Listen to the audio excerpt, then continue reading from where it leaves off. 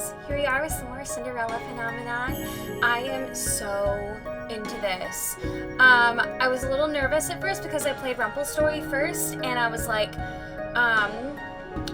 worried that since I'd already gotten kind of like the spoiler of what's going to happen in the palace, that I was not going to be as invested, but not the case, 100% not the case, and I'm so excited to keep it going. All right, let's get cracking. Chapter 7, be careful what you wish for. Today is the first time that I'm leaving the palace on a day off. Usually I choose to stay inside. Whereas the other servants always leave to go home, I never see any reason to leave since this has always been my home. And the Marchen has never been my home. Besides, it is not as if I want to return, not after that conversation we all shared last time. Thus, I've spent most of my days asking questions about Mother's reign, inquiring when and where I can. The opinions do not surprise me. I was so scared of her. One wrong move and she'd have you thrown in prison. The townsfolk would always wait for her to pass by before leaving their houses. She was a tyrant. The kingdom is a better place now that she's gone. There's no reason for them to lie to me. The more I hear, the more my old life makes sense to me. I now know why the king never seemed to love Mother, and why the people hated her. And the reason people looked at me with such fear. However, it has been months since I have been glared at in public. If there is one good thing that this curse did for me, it is that it allows me to travel around town without being noticed. As Viorica's shop comes into view, my thoughts shift to the reason I have left the palace in the first place. If Rod will not tell me anything, I will have to ask Viorica. She must be related in some way to his curse. I pause outside the door to the toy shop. With a deep breath, I push the door open. Ooh, here we go. Welcome! The moment she sees me, her expression becomes confused. Oh, you are the princess's maid. Apryl, wasn't it? I nod at her. You've never come in here alone before. What can I help you with? I wanted to ask you something. It is about Prince Rod. Prince Rod? Did something happen to him? Is he okay? He is fine. Oh, I'm so excited to learn more. She sighs with relief. Then what is it you would like to ask? I just wanted to know if you knew anything about Prince Rod's sudden muteness. Viorica stares at me for a few moments before she shakes her head. I only know that it happened soon after I met my fiancé, Desmond. What reason do you have for asking? Well, I try to think of a plausible explanation for this, and I immediately consider Emmeline. Viorica is Emmeline's best friend. Surely she would be willing to help if she knew I was doing this for Emmeline. Prince Rod has been very quiet recently. Well, that makes sense. He's mute, supposedly. Princess Emmeline has been worried sick about him, but he refuses to say anything, even to her. I have been trying to gather information that might be helpful in discerning the cause. I stare at her expectantly, hoping that my gaze holds nothing but determination. Finally, Viorica smiles. She's lucky to have a dedicated friend like you. I'm still not accustomed to the fact that Emmeline considers me a friend.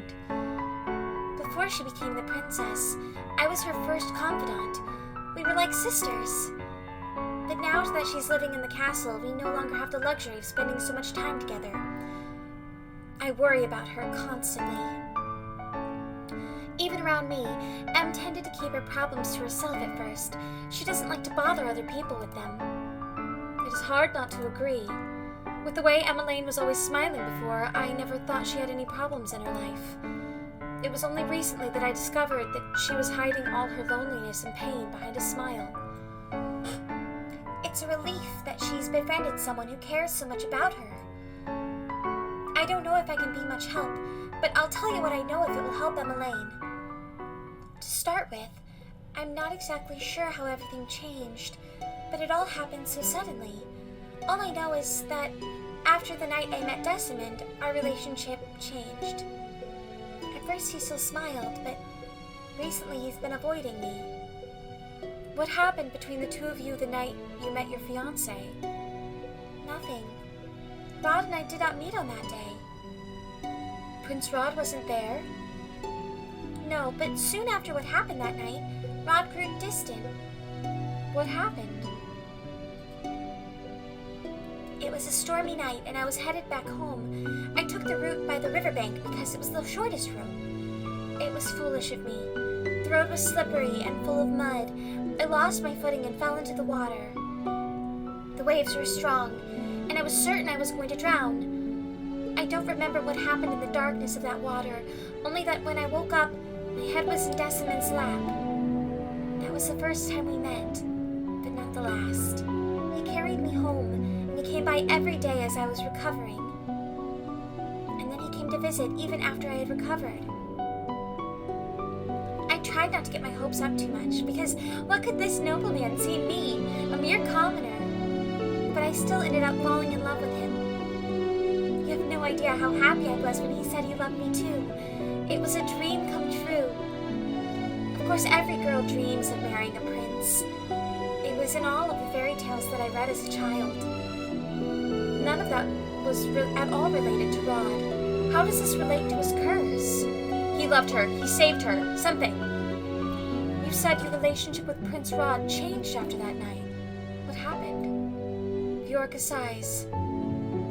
I told Em and Rod about Decimon soon after the incident. Em was happy the two of us had fallen in love, but Rod didn't say much of anything. That's when I noticed he started growing distant, and when I realized that he had also lost his voice. He still won't tell me anything, but I figured that he was... Her voice fades, and I know that she is referring to the curse. So Rod lost his voice shortly after Viorka met Decimond.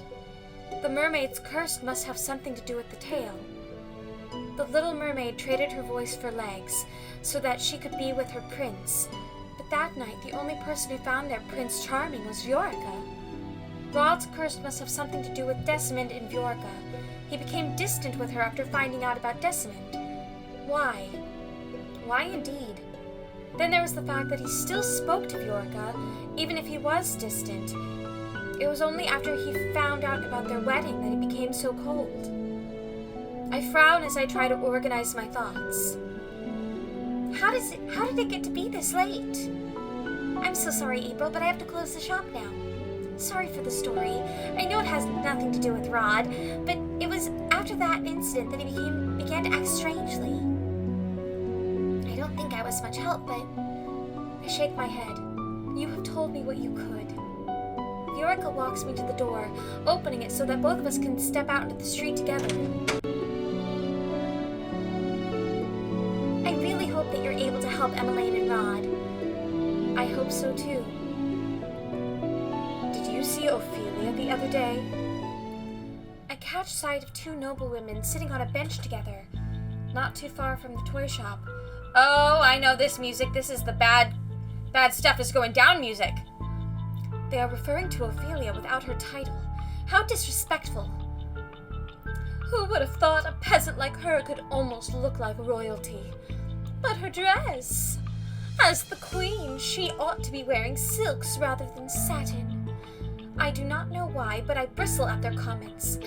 Everyone is entitled to their opinion, but the fact that they are speaking so bluntly in public means that they have little worry for being overheard. I'm still not sure what the king saw in her. Well, you know what they say about ladies lacking natural beauty. Oh, her talents must lie in other, more persuasive areas. Y'all are nasty. She must be very persuasive indeed if the king saw it worthwhile to marry her. Oh. As the two women laugh, I feel something hot begin to burn in my stomach. Viorka takes in a sharp breath beside me. Since I became a maid in the palace, Ophelia has been nothing but kind to me, a mere servant. She has all the right to flaunt her status and title, yet she remains humble. I now know that this is why everyone at the palace loves her. Common women like her can only keep a man's attention for so long. I start walking toward them without thinking. Apryl, I wouldn't... You have no right to say those things about the queen. The two women are clearly surprised at my interruption. Both of them glare at me. Yeah! And you have no right to eavesdrop on us. Eavesdropping? Anyone could have heard you. Their mouths fall open. One of the women looks at me for a long time, then sneers suddenly, as if something has occurred to her. I thought you looked familiar. You're the Crown Princess's personal maid. I see you always following her around while she's in town. This is none of your business, girl. Why do you care so much for our opinions? Ah, perhaps it's because the girl idolizes the queen. Thinks she might also go from rags to riches. What? Oh, you do have a point. They stand and advance toward me. Do you want the prince for yourself, girl? If a commoner can become the queen, it's not too difficult to imagine yourself as a princess, isn't it? How foolish. You're better off dreaming smaller dreams, girl. They better stop or they're gonna get a pop right in the face. They laugh and the irritation in my chest blazes into full-on anger. Is this what Ophelia has been dealing with for the past year? She's being treated so cruelly when she has done nothing but love the king. And I also ridiculed her just like this. I force myself to look at the cruel women as I move my hand to the pendant hanging around my neck. I was just as cruel as them. I barely feel Viorka's hand as she rests it against my shoulder. April, let it go. Her Majesty wouldn't want you to do this. But I cannot just let these two women talk about Ophelia like this. I pull away from Viorka and stand firm. The queen has a good heart. She is far more noble than either of you could ever hope to be. I think on the times I was cruel to her. Ophelia could have easily reprimanded me for my behavior. She had that right as my stepmother, yet she has been nothing but kind to me. Ophelia never got angry at me, even despite my treatment toward her and her family.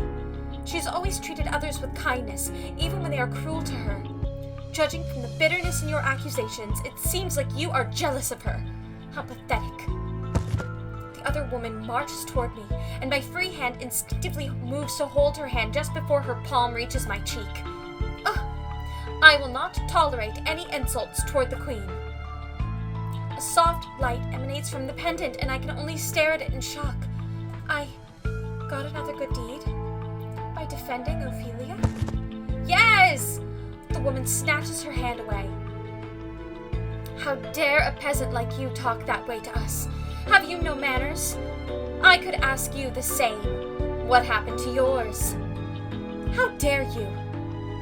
Don't you know who we are, girl? I will see you pay for your impertinence. Our words have far more weight than yours ever will. I will go to the king myself to tell him about how rude you were. I can pass on that message myself. Who are you gonna be? It's Rod! I turn and see Rod walking toward us, his expression cold. The two noblewomen hastily curtsy. Your Highness! The noblewomen turn pale as Rod's eyes fall upon them. Actually, we have an important dinner engagement. Yes, we do! The two noblewomen curtsy before quickly departing. What are you doing here without your guards? What trouble have you gotten yourself into now?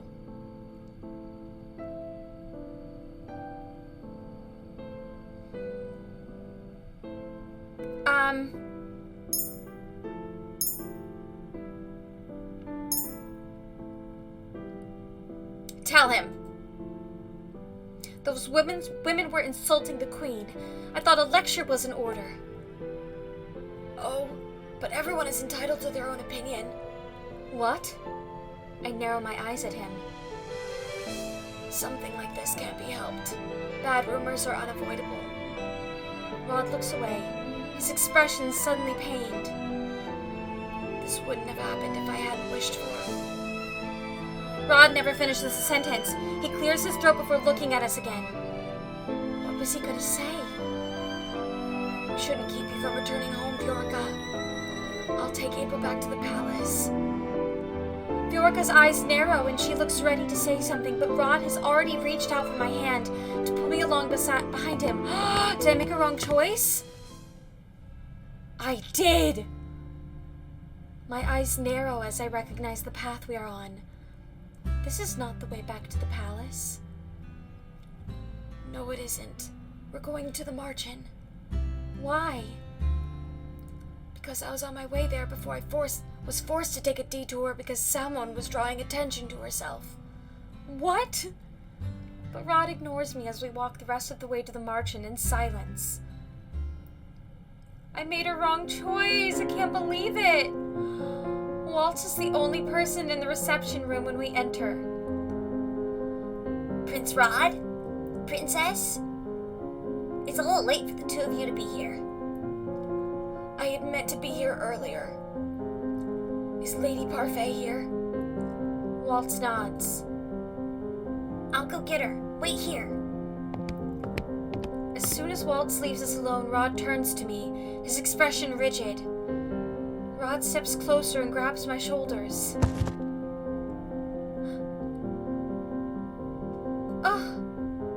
I wasn't able to say so out earlier because we were out in public, but you should know just how much danger you're in now, and yet you thought it was okay to go around on your own.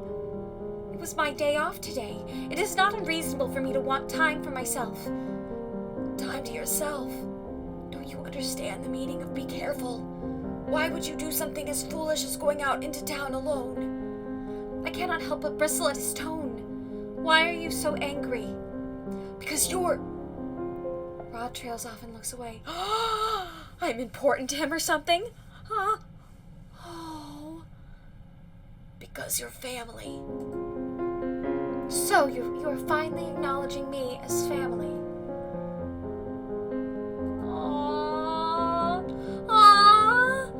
I notice his cheeks turning red. To be honest, you're less of a family member and more just important. I knew it. Important. Because of all you do for Emmeline. You're important to my sister. He looks uncomfortable as he says the words, and I cannot help but marvel at his embarrassment. Is it bad that I'm starting to get kind of a crush on him? Oh my god, I did not think this was going to happen. Why is he so embarrassed? But Rod changes the topic as he turns away from me. Why were you with Viorka? I can only think of one reason you'd speak to her. My curse. You thought you'd find out about my curse through her? I shrug. I can only assume that your curse has something to do with Viorka. I look up when Rod says something, then stare at the curious sight before me. He has taken Sebi off his shoulder and is holding the doll in his hands away from his face. The two seem to be engaged in some silent conversation. Then gently, Sebi speaks words I can hear. This is the right thing to do. You need to let her help you, Rod.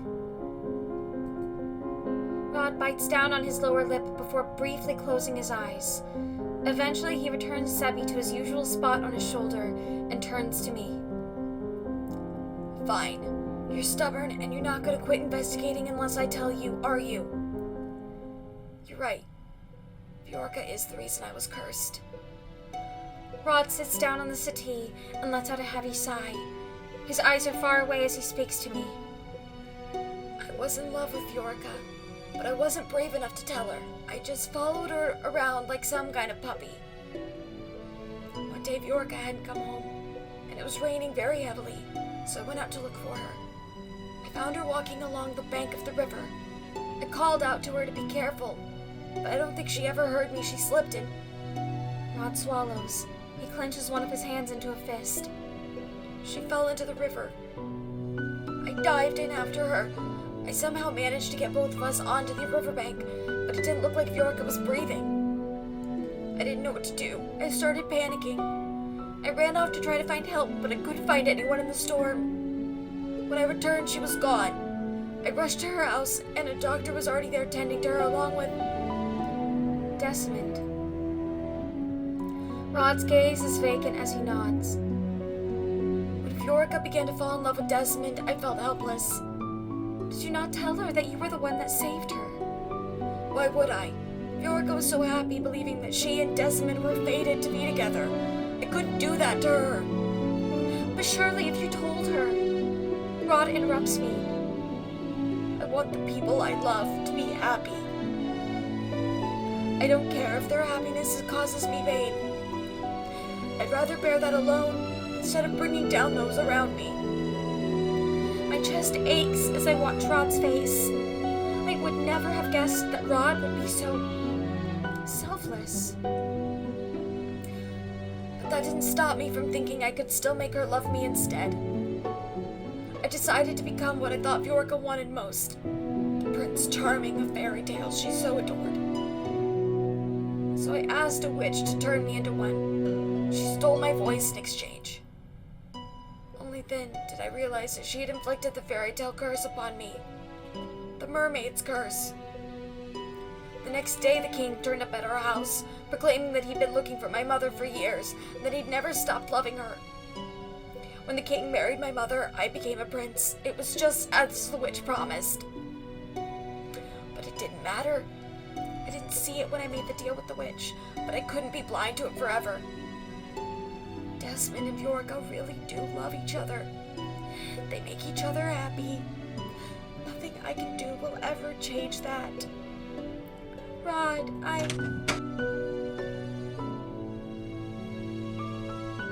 Prince Rod? Oh! Her face pauses in her tracks when she sees me. Have I interrupted something? No. Rod moves over to Parfait, but he stops to glaze back at me. I won't be long. Parfait looks at Rod and then at me, her face puzzled, but she does not say a word as Rod and her leave the room. Oh my god. Poor Rod. I can't believe I made a wrong choice. I'd been doing so good, I kind of was getting, complacent. Like, I thought, oh, good job, April. You've really figured out the game, huh? Whoops. I did not get the chance to discuss Rod's curse with him later that night, nor did I get the chance to speak with Parfait and Delora about my suspicions of Sir Alcaster. Days go by, but still I find myself overwhelmed by preparations for the ball. Things become more frantic every day, making it difficult for me to have any time to speak with anyone. Eventually, I decide to write a letter containing my suspicions of Sir Alcaster. I tell Parfait and Delora that I believe he might be the witch they are looking for. I also add that I believe Fritz might be somehow involved, though my suspicions are not as well founded with him. To make matters worse, he went and disappeared. He disappeared? I have not heard anyone mention his name here for a very long time. Just like in last route. Oh, I am forcefully pulled from my thoughts when I collide with someone. The linens I had been holding scatter over the floor. Excuse me, I did not... I look up and my voice trails off when I see who I bumped into. Lost in your thoughts? Sir Mithros looks at me, something veiled in his smiling eyes. I suppose those are the linens the Queen asked for? Yes. Please excuse me. I begin gathering up the linens, but as I reach out for one, Sir Mithros picks it up first. Allow me to help you. I will be fine. But this was partially my fault. Let me assist you. I bite my lip and do not protest as Sir Mithros helps me gather the rest of the linens. I am contemplating my schedule for the rest of the day when I realize that Sir Mithros has been talking. I don't suppose you have any idea on who that maid is? Maid? There is a cold amusement in Sir Mithros' gaze. Surely you've heard the rumors of the young prince having been seen with a royal maid somewhere around town. Rumor has it that Prince Rod has found love among the common folk, much like his royal stepfather has. Rod with a maid? As far as I'm aware, the only maid he's been out in town with has been me. I freeze as Sir Mithros straightens, patting down his clothes for dust before holding out some of the linens to me. If it is true, I wish him the best, though I wish he would be more discreet about it. A royal scandal is the last thing we need right now. I shakily take the linens from Sir Mithros as he inclines his head to me. Have a good day, April.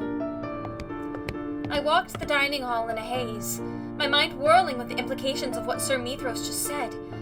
I am sure it was those noble women who spread this rumor. Apryl. Thank you for bringing these to me. Just leave them on the table. I curtsy after placing the linens down as commanded. If that is all. Apryl. I straighten at the tone of Ophelia's voice. When I look up, I see that her expression is carefully still. I am about to ask you something that you might not want to answer, but I very much hope that you will. I will answer if I can. Good. Ophelia sighs as she sits down on one of the dining table chairs and folds her hands on her lap. I've been trying to ignore it since palace gossip is mostly false, but I can't help but my curiosity. I wanted to ask about your relationship with my son. What? I understand you and Rod were out together in town a few days ago. Oh, God! Do you want to tell me what happened? Okay, guys, now I'm nervous because I made a wrong choice last time. Oh, God. Okay. Okay. Explain the situation or dismiss the gossip. Oh, God, because being truthful... My thing is I want to be truthful.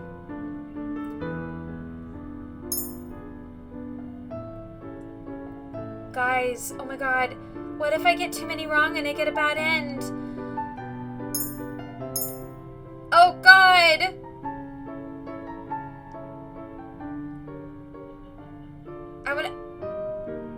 I said I would be truthful if I can.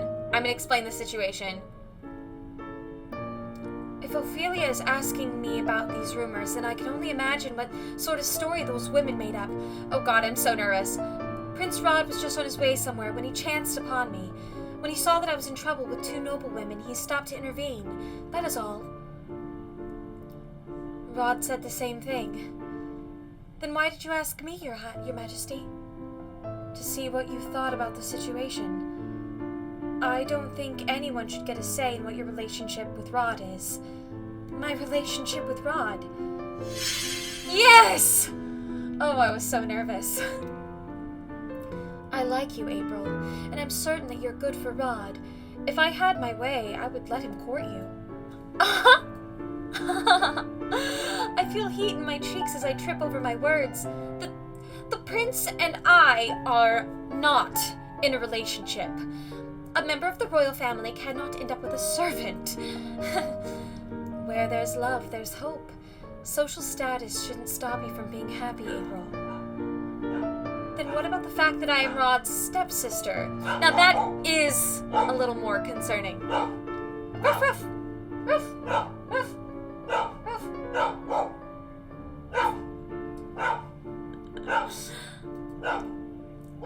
I bite down on that statement fiercely. I already know what role I am playing here, and I cannot break it.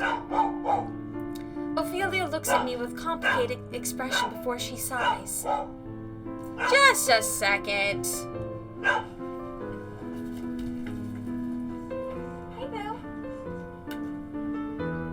Wanna come in?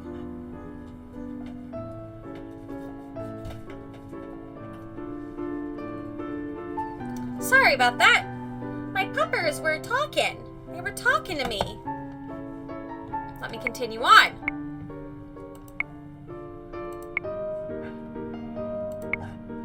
There we go.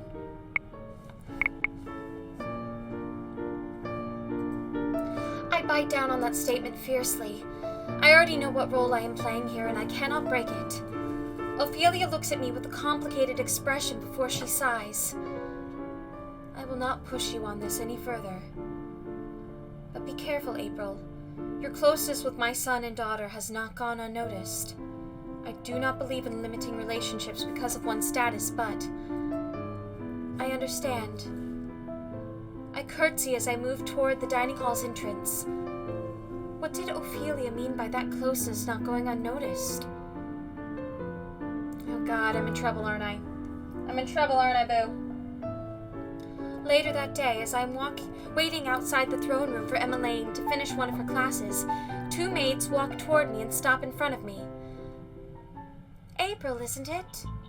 What is it? I've already finished all my tasks for the day. Oh, I'm sure you have. Probably rushed through all of them so that you could hang around the prince and princess tonight. Aw, crap. I got a target on my back now. The head housekeeper's been giving you a lighter load so you can afford the time to play around, I blink at them, confused. I have no idea what you're talking about. Don't play dumb. All the servants know what you've been doing. Just because you're Princess Emmeline's personal maid doesn't make you better than the rest of us. I'd be careful not to get too big for your boots, Apryl. Are you threatening me? What if we are? Then I'd be very disappointed in you. Taking a chance. I think I know who it is. No, I was wrong! Then I'd be very disappointed in you. Princess Emmeline. I thought I was right. I guess twice in one chapter. Couldn't be it. Emmeline moves to stand beside me, a disapproving expression on her face. I did not expect such petty cruelty from the two of you. You should be ashamed of yourselves. Your Highness. You really do have a talent for getting yourself in trouble. Rod! Rod pauses briefly, his eyes meeting mine for a second, before he looks at the maids. Don't you have better things to do than bully my sister's maid? We apologize, Your Highness. We'll be on our way. The 2 maids run off. Emmeline turns to look at me. Are you okay? I'm about to answer when I notice that Rod is abruptly walking away from us. I frown at his back. He had only just started being nice to me, and now he's back to acting as if I do not exist. What did I do? Emmeline puts her hands on my back and gently pushes me forward. You wanted to ask him something, right? I could see it in your eyes. Emmeline smiles as she pushes the door to the throne room open. I have a few more questions to ask my teacher. I'll be a while. But yes, wing woman Emmeline! Yes! But she disappears into the throne room before I can finish. I glance down the hallway, Rod just disappeared down, and then back at the throne room. My thoughts whirl together in a vague mess until I make my decision. Wait! At the sound of my approaching footsteps, Rod turns and looks at me. He scowls, but does not say anything. God, now I'm so nervous about, making a wrong choice. Oh God, I was on such a roll earlier, and now I'm, terrified.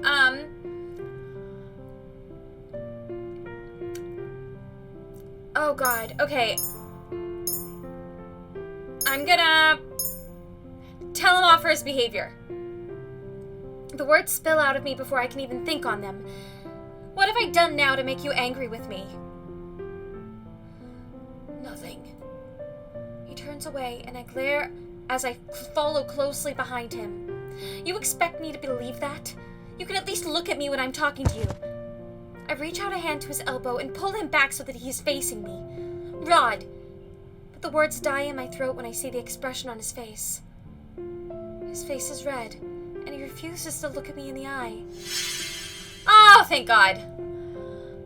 My surprise causes me to release him. Rod quickly turns around and begins to walk away. I am left to stare dumbly after him. What is wrong with him? Normally he is not so afraid to speak his mind. I frown as I feel a dull ache throbbing somewhere deep in my chest. What is this? Why do I feel sad? Normally Rod's distance does not make me feel like this. And yet now... Am I really so sad that he does not want to speak with me? I shake my head and take a deep breath to still my mind. It is better not to think about it. Oh, and here's where we're ending it for today. I can't believe I'm starting to get a crush on Rod. At first I was really bothered about the whole, stepbrother thing. But now I'm, kind of in, not into it because of the stepbrother thing, but just kind of into it? You know? Awkwardly? So yeah, can't wait to see what happens next. Thank you guys so much for joining me. Feel free to follow me on the relevant social media that I'm linking below. I'm very active on Twitch. Yeah, like, subscribe, comment, do your thing, and hopefully I'll see you at the next video.